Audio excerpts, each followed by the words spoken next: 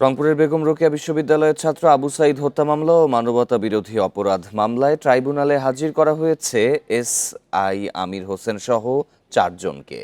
সকালে তাদের কারাগার থেকে এই মামলায় ট্রাইব্যুনালে আনা হয়। বান্ডেল থাকলে প্রতি সেনমানিতে টাকা বাঁচবে। বিকাশ সেনমানি বান্ডেল কিনে জিতুন প্রতি লেনদেনে।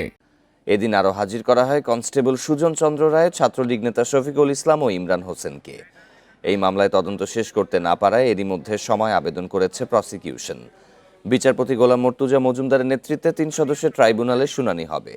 এছাড়া গাজীপুরের কোনাবাড়ী থানার পাশে কলেজ ছাত্র হৃদয়কে গুলি করে হত্যা মামলায় কোনাবাড়ী থানার সাবেক ভারপ্রাপ্ত কর্মকর্তা KM Ashraf Uddin, constable Shafiqul Islam, constable আকরাম হোসেন, কনস্টেবল ফাহিম ও কনস্টেবল মাহমুদুল হাসান সজীবকে ট্রাইব্যুনালে হাজির করা হয়েছে।